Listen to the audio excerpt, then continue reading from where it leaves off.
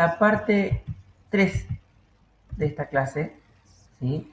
Aquí vamos a entrar con la parte de pruebas.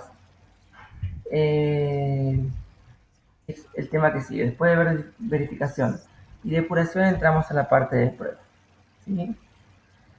Bueno, después de realizar, perdón, la verificación, comprobación manual e inspección del diseño, se puede ejecutar el código para encontrar los errores que pudieran quedar, ¿sí? Y aquí entra como en acción lo que es el proceso de prueba. Consta de un conjunto de casos de prueba que tomados juntos permiten asegurar que un programa funciona correctamente. O sea que tenemos aquí eh, varios elementos. Tenemos los casos de prueba, ¿sí? Que tengo que correrlos y ejecutarlos en su totalidad para asegurarme de que este programa funcione bien, ¿sí? El objetivo de cada caso de prueba es verificar una característica particular del programa, ¿sí? Puede ser un módulo, un componente, un comportamiento. Acá por supuesto que depende de que yo haga bien mis casos de prueba, ¿sí? Tiene que haber un buen diseño de casos de prueba para que sean exitosos, ¿sí? Bien, prueba de programa, por ejemplo, varios casos de prueba para clases de errores de entrada, o sea, los diferentes tipos de errores de entrada que puede haber. Yo armo diferentes casos de prueba y ver cómo reacciona el programa. ¿Sí? Por ejemplo, el programa, hay un módulo que pide, o mejor, un subprograma que pide la edad. Yo siempre de edad le pongo J, le pongo un -5, le pongo un 80, le pongo un 300, no puede haber nadie de 300 años de edad, ¿sí?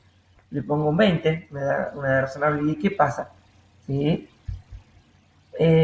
Por ejemplo, para comprobar procesamiento, condición de vacío si un archivo no existe, ¿qué pasa? Claro, yo tengo que generar un tipo de escenario donde el módulo, o mejor dicho, el subprograma encuentre una situación inesperada y a ver cómo reacciona en su procesamiento, ¿sí?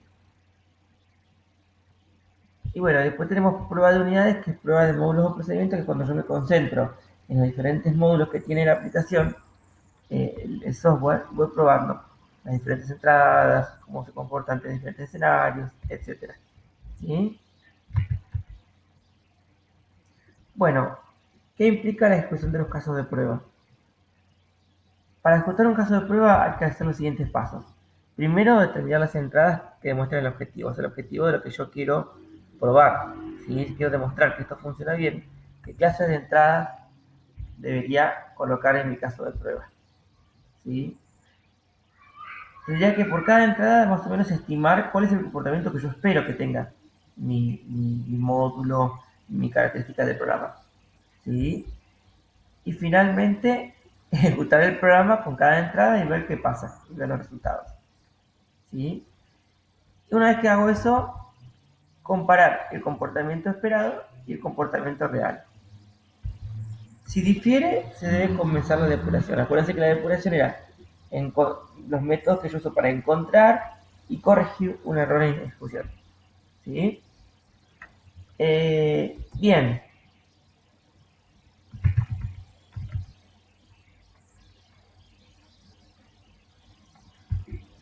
¿Qué tipos de pruebas tengo?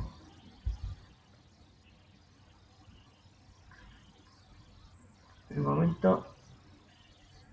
Bien, la prueba de unidad, que es probar un módulo o procedimiento, parecido a lo que ya hemos visto atrás, ¿sí? Después tengo lo que es el cubrimiento de datos, la prueba de caja negra, que se prueba un programa o un módulo en base a posibles valores de entrada. En la caja negra no tengo en cuenta el código, ¿sí? Por eso que se llama caja negra. No se requiere conocer lo que hace, sino solo su interfaz, entrada y salidas esperadas. Esa es la interfaz, ¿sí? Y después tengo la prueba de caja limpia, el cubrimiento de código, donde yo conozco el código y como lo conozco, puedo diseñar todos los caminos posibles que ese código puede tomar. O sea, por ejemplo, si estamos en una sentencia de selección, ¿qué pasa si voy por el if? ¿Qué pasa si voy por el else? ¿Sí? O por el si no. ¿Se entiende? Entonces, esto es importante diferenciarlo. ¿Sí? Ahí más adelante vamos a ver en qué casos conviene una prueba de caja limpia y en qué casos conviene una prueba de caja negra. ¿Sí? Bien.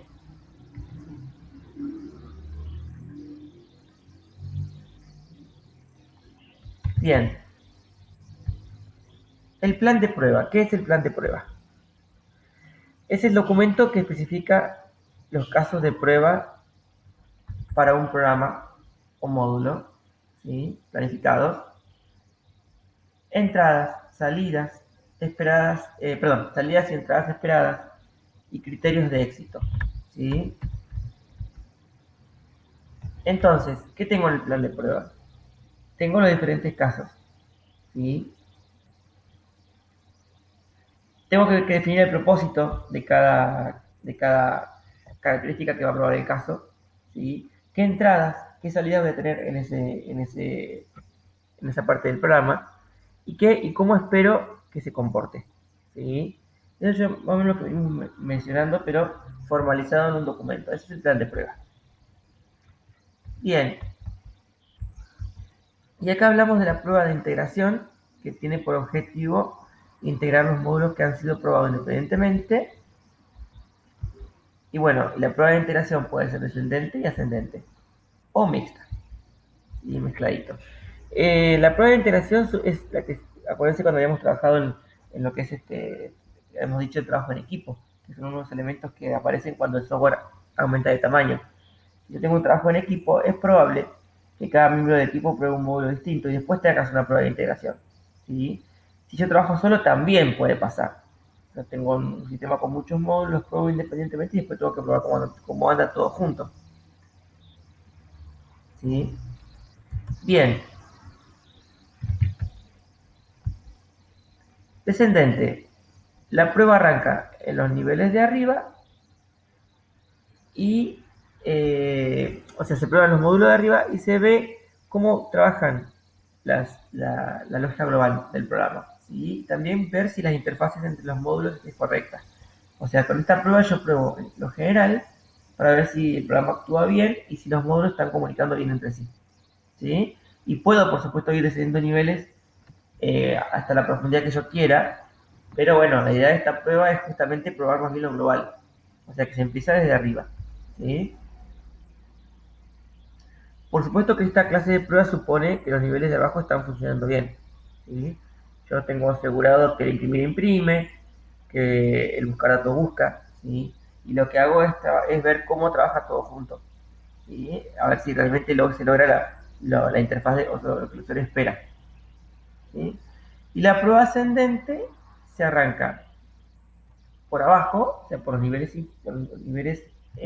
inferiores, y se prueban los subprogramas por separado. ¿Sí? Y se usa, bueno, un programita conductor de prueba, que no es el programa, no es el módulo principal que yo armé para mi software, sino que son programas que yo hago exclusivamente para probar cada subprograma. Este programa puede ser, por ejemplo, algún módulo que me logre introducir diferentes clases de entrada rápidamente, ¿sí? ¿Cuántas veces tengo que probar un programa y tengo que cargar todos los datos de nuevo? Bueno, si yo tengo un módulo probador, bueno, me evito eso, ¿sí? Bien.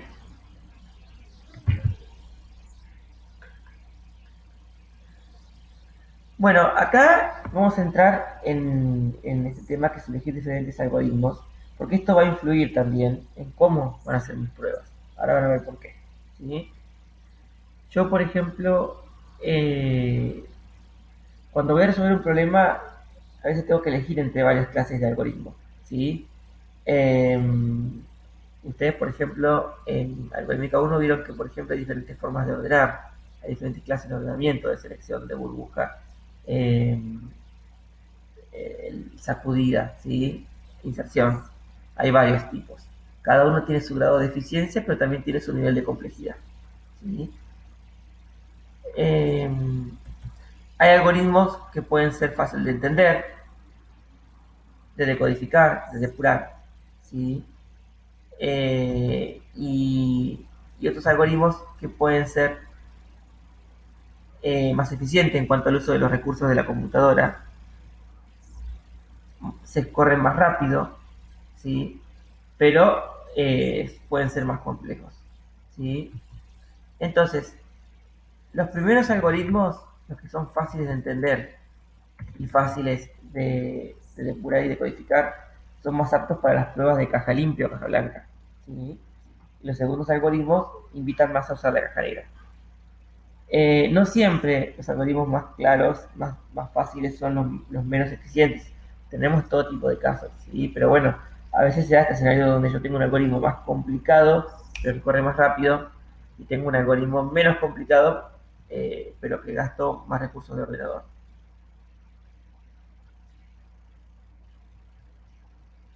Bien, ¿cómo se decide qué clase de algoritmo elegir? Bueno, tener en cuenta la frecuencia de uso del algoritmo. Si yo tengo un programa o sea, un subprograma que es llamado muchas veces seguidas y tengo que hacerlo correr rápido, porque si no, muchas llamadas más subprograma lento que me lleva a una situación de atascamiento del sistema, ¿sí?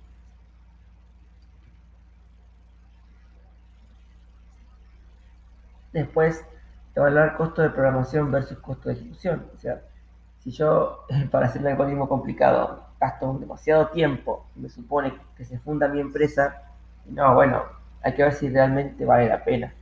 Si el usuario me lo exige, bueno, tendrá que pagar más, ¿sí? O tendremos que sacrificar algún proyecto para poder hacer el proyecto, ¿no? En casos extremos estoy hablando, ¿sí? Por eso acá dice, por ejemplo, si el programa es de uso muy frecuente, el costo de ejecución puede superar el costo de programación, ¿sí? Por ejemplo, programas que manejan muchos datos de tamaño, ¿sí? Bueno, esto hay que evaluarlo y ver qué es lo que le conviene a cada uno, ¿sí? ¿Cómo se decide? Bueno, hay casos como acá, eh, conviene optimizar los recursos del computador a costa de un algoritmo más complejo, ¿sí? Siempre que el costo de ejecución del algoritmo complejo sea menor, mucho menor que el algoritmo más simple, ¿sí? Cuando el algoritmo es complejo, el costo es del programador, chicos, ¿sí? Porque me cuesta depurarlo, me cuesta entenderlo, salvo que tenga un cráneo, un crack en la empresa y bueno, genial, ¿no? Pero ustedes no se olviden que en un equipo de trabajo también pasa que las personas van cambiando. Yo a veces puedo formar parte de un grupo de programadores y se van dos y vienen dos nuevos. Y bueno, después acuérdense que los algoritmos complejos son más difíciles de entender, ¿sí? Aún estas situaciones dice, se aconseja, ¿sí? El desarrollo de un algoritmo más simple a fin de evaluar el beneficio de la complejidad respecto al ahorro de tiempo y esfuerzo, ¿sí? Este caso que estamos analizando es el caso que habíamos mencionado, esto cuando un algoritmo usa muchas, procesar entradas muy grandes, usa muchos datos, por ejemplo. Ahí, bueno, conviene algoritmos rápidos, ¿sí? Bien, el tiempo de expresión de un programa, ¿de qué depende? Bueno, los datos de entrada del programa, ¿sí? Si yo tengo, por ejemplo, datos de entrada de muchos, un arreglo muy grande, por ejemplo, levanto un archivo con muchos datos y va a usar más memoria, ¿sí? Después, la calidad del código objeto producido por el compilador. Bueno, hay compiladores que son más sucios para hacer su código, ¿sí? Normalmente, cuando más alto nivel sea el lenguaje, más lento es el código objeto, es el binario, el ejecutable, ¿sí? Yo sacrifico alto nivel, o sea, fácil de programación, por tiempo de ejecución, ¿sí? Los lenguajes interpretados, que son los nuevos como el .NET, el Java, PHP, y su código de objeto es más lento, ¿sí? Está bien que está siendo compensado por el hardware, cada vez vienen máquinas más rápidas y por lo tanto estamos corriendo lenguajes de muy alto nivel que en una máquina más vieja se hubiese planchado, pero eh, hasta pasado mañana, ¿no? Después acá tengo la naturaleza y la rapidez de las instrucciones de la máquina, que es lo que yo les decía recién, ¿sí? Máquinas más nuevas y están procesando más. Incluso vienen arquitecturas de procesadores más complejos ahora, vienen procesadores paralelos, ¿sí? Entonces yo puedo diseñar algoritmos que aprovechen esto. Y la complejidad del algoritmo, por supuesto. Ni hablar. Bien. Y acá dice el hecho de que el tiempo de ejecución dependa de la entrada, indica que el mismo se debe definir en función de la entrada, ¿sí? En particular de su tamaño. Y aquí viene lo que es el orden de eficiencia, ¿sí? Entonces, dice que acá el análisis de eficiencia de un algoritmo consiste en determinar la cantidad de recursos, espacio y tiempo que consume durante su ejecución en función del tamaño de muestra del problema. Por eso que hablan de la entrada, ¿sí?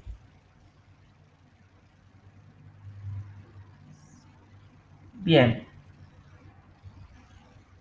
acá bueno, habla que la memoria que usa el algoritmo se mide en función de los tipos y volumen de datos que utiliza y se expresa en unidades de medida de almacenamiento, ¿sí? ¿Qué pasa con esto? Eh,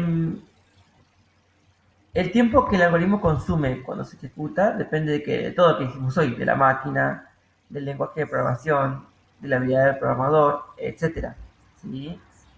No se puede expresar en unidad de tiempo, ¿por qué? Porque no hay forma de comparar, no hay una máquina estándar, ¿sí? Y por eso que se usa la anotación asintótica para expresar el tiempo, ¿sí? Que requiere el algoritmo en función del tamaño de la muestra del problema. Y ahí viene, esto está muy bueno, porque justamente eh, empiezo a conocer la O, ¿sí? Que es esta notación asintótica, que justamente se lee el orden de eficiencia, por eso se llama O, ¿sí? Entonces es una unidad estándar que no depende de la máquina, eh, perdón, me pasé de algo, no depende de la máquina, pero que sí puede usarse para comparar dos tipos de algoritmos, ¿sí? Ahora vamos a ver las diferentes OEs que hay y cómo nace la O, ¿sí? Bien, esperen que se me colgó, ahí está, bien.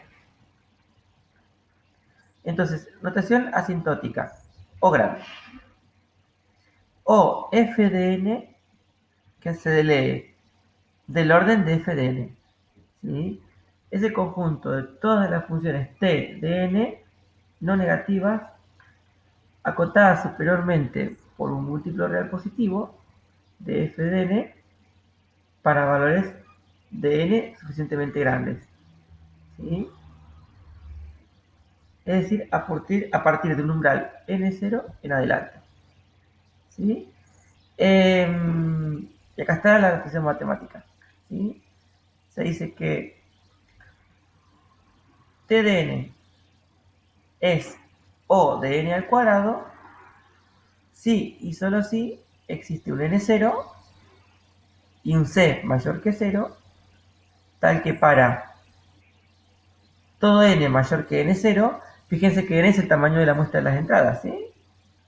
Se da que t de n es menor que igual a c por n cuadrado, ¿sí? N eh, cuadrado vendría a ser el tiempo, o sea, eh, n, n es el tiempo, pero es el conjunto también, es el tamaño de la entrada, ¿sí? Y f de n es el tiempo que tarda ese tamaño de entrada. Por ejemplo, si yo tengo un algoritmo de orden n cuadrado y tengo una entrada de 10, el algoritmo va a tardar 100 unidades de tiempo. Y no podemos decir son segundos, son minutos ni nada, porque no tenemos una máquina estándar, ¿sí? ¿Se entiende? Y entonces, ese es el orden de la eficiencia. ¿Por qué hay un n0? ¿Y por qué n tiene que ser mayor que n0? Y porque yo lo que digo es que cuando la entrada crece en tamaño eh, y sigue creciendo, el algoritmo se comporta en una curva donde el tiempo está acotado a n cuadrado. ¿Sí? Por más que yo aumente el tamaño de la entrada, está acotado. Hay algoritmos que si yo le aumento el tamaño de la entrada, aumenta exponencialmente el tiempo que tarda, lo cual no es tan bueno. ¿Entienden lo que voy? Si yo, por ejemplo, a un algoritmo le pongo una entrada de 3, por ejemplo, 3 datos, y el algoritmo me tarda 9, cuando le ponga 4 datos me va a tardar 16. Entre todo el crecimiento es una curva n cuadrado que se mantiene en n cuadrado. Hay algoritmos que son exponenciales, que yo digo, bueno, le pongo 3 entradas, tarda 9, le pongo 4, tarda 100. No, a ver, ahí me creció, es un orden exponencial, no está bueno. ¿Sí? ¿Entienden lo que voy?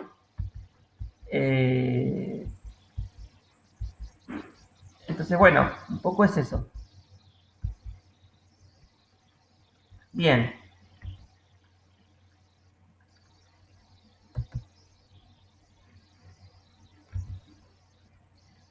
Bueno, los órdenes de magnitud comunes. O de 1, constante. ¿Sí? Por ejemplo, un intercambio, cuando accedemos a una posición de arreglo de forma directa, una asignación, es de 1. ¿Sí? Acá el tiempo logarítmico, ¿sí? En base 2. Por ejemplo, acceso a un nodo de árbol binario de búsqueda. ¿Sí? Eso es logarítmico el acceso. ¿Sí? Tiene que ver con la curva, chicos, de la entrada. ¿Sí? Cuando es logarítmico, a mayor tamaño de la entrada, crece logarítmicamente el tiempo que la función, que el algoritmo tarda en completarse, en excusarse. ¿Se entiende? O de n, tiempo lineal. ¿Sí? Por ejemplo, impresión de todos los elementos de un arreglo. O sea que un bucle for, por ejemplo, se toma como tiempo lineal. N. ¿Sí? Un while también es n. Ahora, n por logaritmo de n. ¿Sí? Por ejemplo, algunos algoritmos de ordenamiento. Son n por logaritmo de n. ¿Sí? N cuadrado. Algunos algoritmos más simples de ordenación. Si ustedes ven, acá estamos viendo de lo menos eficiente a lo más eficiente. Perdón, al revés. De lo más eficiente a lo menos eficiente. O de 1 sería lo ideal, es lo más rápido. Pero bueno, es imposible. ¿Sí? Fíjense que, por ejemplo, si el acceso a un arreglo es O de 1 y yo quiero tengo una entrada de 4 elementos para meter mi arreglo, de tener un orden O de 1, O de 1, O de 1, O de 4. ¿Sí? Aunque igual se toma que es O de 1, porque es casi. Ahí vamos a ver cómo se suman, pero se toma O de 1 igual. ¿Sí? Aunque sea O de 4, se toma O de 1. Porque se toma o sea, el peor caso de todo se suma, ¿sí? Ahí vamos a ver. Pero no, yo quiero adelantarme, por eso. Bueno, O de n cubo es el tiempo cúbico, por ejemplo. Cuando yo inicializo 0, todos los elementos de un arreglo tridimensional. Porque tengo un bucle, o sea, acuérdense que el bucle era n. Si tengo n y dentro de n otro bucle anidado a n y n, queda n por n por n. Se me queda n al cubo. ¿Se entiende? Este es el peor. El tiempo exponencial. ¿Sí? Es lo que yo les decía. Ustedes piensen 2 a la n. Yo digo, si n es 1, meto una sola entrada, me tarda 2 unidades de tiempo. Si meto 2 entradas, me tarda 4. Si meto 3 entradas, se me va a 8. Se duplicó el tiempo. ¿Sí? Si tengo 4 entradas, se me va a 16, chicos. Una locura. ¿Entienden? O sea, es el peor tiempo exponencial. ¿Sí?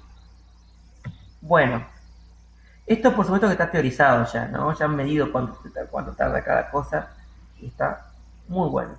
Bien, factores para evaluar cuando elegimos un algoritmo.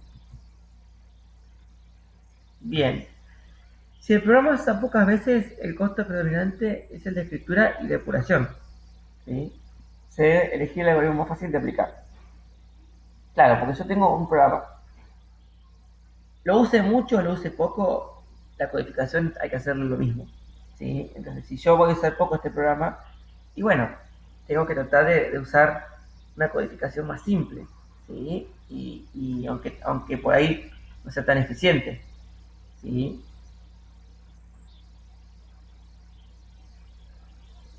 Bueno, acá dice si n va a ser demasiado pequeño, o sea, n pequeños, tener en cuenta la constante proporcionalidad de t de n es igual a c por n, porque c puede ser demasiado grande comparado a la otra columna es eficiente, ¿sí? Eh, claro, porque yo tengo un C de 100, por ejemplo, y tengo una sola entrada, me sube a 100 el tiempo igual, ¿me entiendes? O sea, es muy importante esta constante. Esta constante se define con prueba y error, chicos, ¿eh? Se define a través de la prueba y el error. No queda otra. Tengo que ir probando con entradas, pero también se puede teorizar a partir de estas diferentes curvas logarítmicas y cuadráticas para por ahí predecir cuánto puede tardar. ¿Sí? Bueno, perdón. Esto lo dije y no lo he demostrado. Ahí está escrito lo que acabo de decir recién, ¿sí? Disculpe que no activé la animación. Bien, cualquier cosa, si ven que alguna pasa demasiado rápido, le ponen pausa al video y lo ven tranquilo, ¿sí? Bien, otros factores para evaluar cuando elegimos un algoritmo. Espero que voy a pasar todos así va más rápido. Ahí está. Un algoritmo eficiente que ocupa demasiado espacio, perdón, el de arriba. Un algoritmo eficiente pero complicado no puede ser, no conviene por el costo de mantenimiento, ¿sí? Esto, chicos, siempre pasa. Yo hago un software, ¿sí? Por más bien que el cliente me pase los requerimientos, suponiendo que me los pase bien, suponiendo también que yo los entienda bien, porque es otra, tipo, me los paso bien, pero yo los entendí mal, eh, siempre nos van a pedir mantenimiento, ¿sí? Porque el tipo se entusiasma, el programa le resuelve muchas cosas y después quiere que el programa haga más cosas, lo cual está bueno, ¿sí? Por algo cuando sacan una aplicación, por ejemplo, de Android, siempre se actualiza, porque van sacando nuevas funcionalidades, ¿sí? Entonces, si es algo demasiado complicado, cada vez que el tipo me pida mantenerlo o modificarlo, me va a querer matar, ¿sí? Me va a querer agarrar la cabeza. Por eso que es re importante también tener en cuenta todo esto, ¿sí? Bien. Bueno, si hay un algoritmo muy eficiente pero que usa demasiado espacio, puede usar memoria secundaria lenta y perder más tiempo. Vas a acordar la memoria virtual de Windows, chicos, ¿sí? Que eh, usa, usa el disco rígido, ¿sí? Como memoria auxiliar y es más lento. Fíjense que se pega unas planchadas más o menos, ¿sí? Por supuesto que esto supuestamente está evaluado por los programadores de Windows y hacen una relación costo-beneficio y bueno, han descubierto que con la memoria virtual también ganan. Me parece bien. Pero es un ejemplo, ¿sí? Bien. En algoritmos numéricos también debe tenerse en cuenta la precisión y la estabilidad, ¿sí? Bueno, cuanto más precisión requiero también mayor cantidad de bits para guardar un número, ¿sí? Yo no puedo pretender tener un número real con 100 decimales si quiero usar, no sé, 2 bytes de memoria. ¿Sí? Tengo que usar tipos flotantes más avanzados. Si uso un programa de contabilidad, me interesa que tenga solo 2 decimales, que redondee. ¿Sí? Por ahí son números grandes, pero solamente con 2 decimales ya es menos la precisión que necesito. ¿Sí? Y la estabilidad, bueno, ¿por qué? Porque yo no puedo tener un software matemático, meter una ecuación y que me dé un resultado distinto cada vez, no, o sea, tiene que ser estable. ¿Sí? Eh, por eso que, bueno, la estabilidad tiene que ver también con la precisión. ¿Sí? Bueno, bueno, cálculo de la O. Suma y producto en notación asintótica.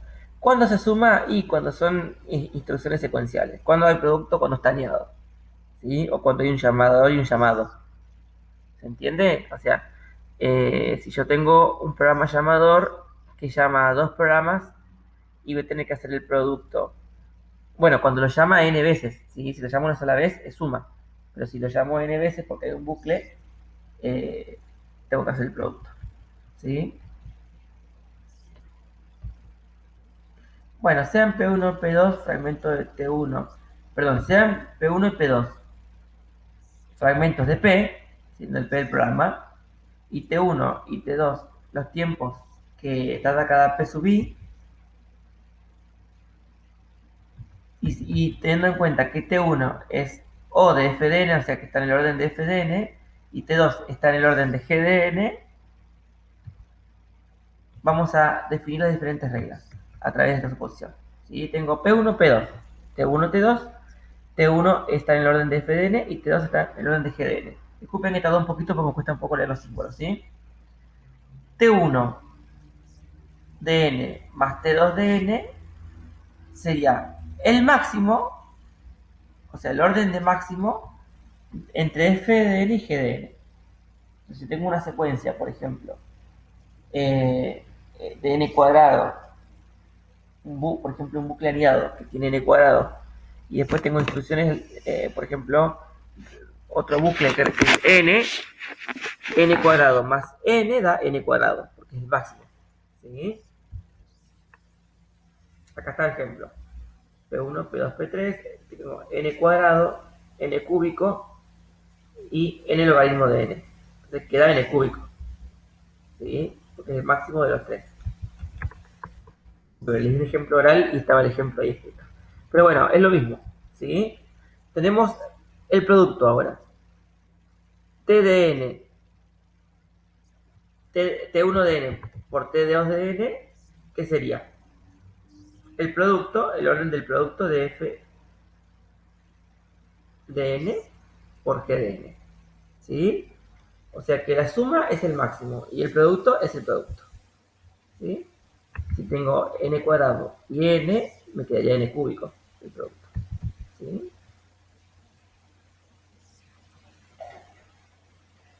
Bueno, estas reglas se pueden a veces aplicar de manera sencilla o a veces pueden representar un desafío matemático complicado. ¿Sí? Aplicaremos esta regla a las propias reglas de análisis de las estructuras algorítmicas. ¿Sí?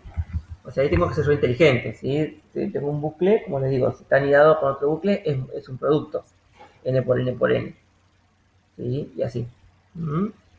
Si tengo un llamador y un llamado, bueno, tendré que ver el orden del llamado, ver si el llamador lo llama una vez, es una suma. Si el llamador lo llama n veces, dentro de un bucle es un producto. ¿Sí? Bien.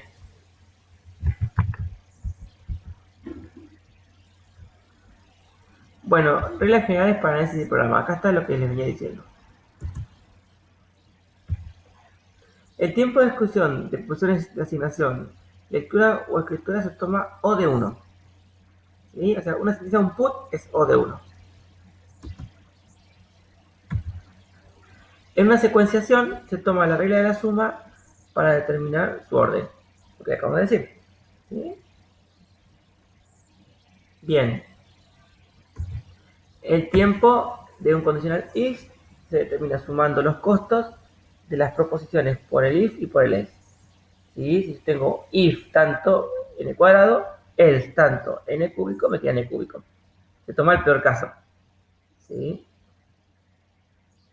Más la evaluación del if, que es O de 1. O sea que no afectaría demasiado. ¿Sí? Pero también hay que tenerlo en cuenta.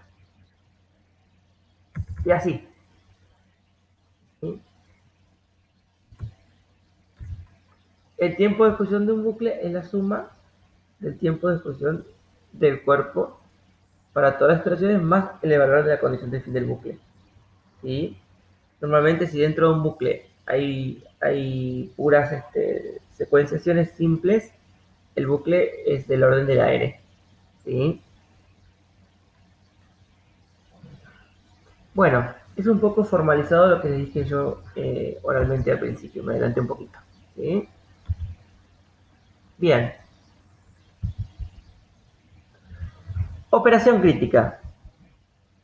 Bueno, por supuesto que hay operaciones en un programa que pueden llevar más tiempo. ¿Sí?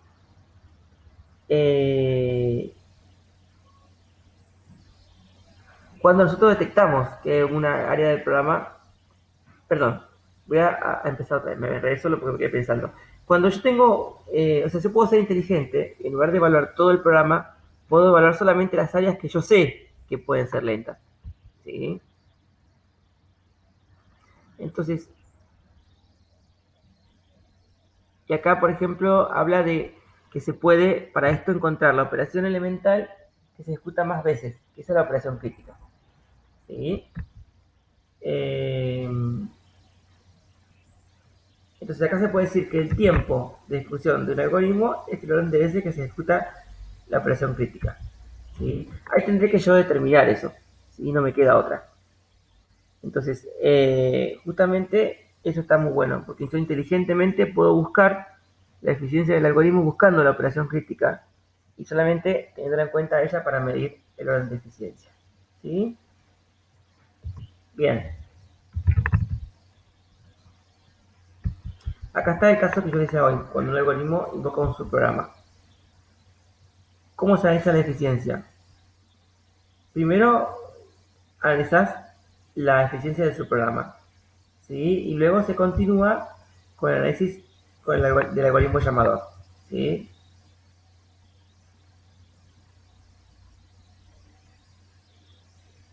Y se considera la llamada del subprograma como una instrucción simple con el costo obtenido cuando analice el subprograma, ¿sí? Entonces yo tengo, por ejemplo, un bucle n cuadrado. Llamo a un programa que es un subprograma que es n cúbico.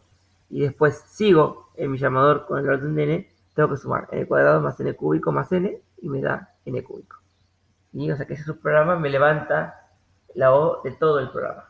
¿Entienden? Por eso que hay que tener mucho cuidado también con considerar los subprogramas. ¿Se entiende? Si después les da duda, hacemos un ejemplo en el foro, ¿sí? Bien. Análisis de eficiencia de estructura de datos. Es posible analizar individualmente del, del peor caso y promedio de cada operación de un tipo de datos. ¿Sí? Por ejemplo,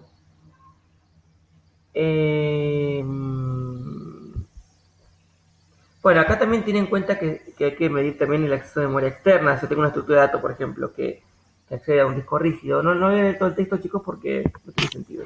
Voy a explicárselo. Todo ustedes lo pueden ver de pantalla. Pero bueno, si ustedes pueden medir cuánto tarda en acceder a una estructura de datos. ¿Sí? Si es externa, si accede a un archivo, el tiempo es mayor también. ¿Sí? Entonces, también debe tenerse en cuenta a la hora de la eficiencia. ¿Sí? Bueno, y ya para ir terminando, no queda más que agradecerles y, y vernos a, en la próxima clase virtual. ¿Sí? Bien, si quedan algunas dudas, ahí como ustedes habrán visto hay muchas combinaciones posibles en el caso de la orden de eficiencia. Hay también, bueno, es una cuestión de ir aplicando las reglas como corresponde. Cuando hagan, estamos acordando mucho de las estructuras de datos combinadas también, ¿sí? Tienen que ir resolviendo de adentro para afuera. Y bueno, van a ir más duchos para medir la eficiencia del algoritmo, pero cualquier duda que les dé, me avisan, ¿sí? Yo quería decir algo con respecto a esto último, pero se me fue, por eso que quedé ahí como dudando.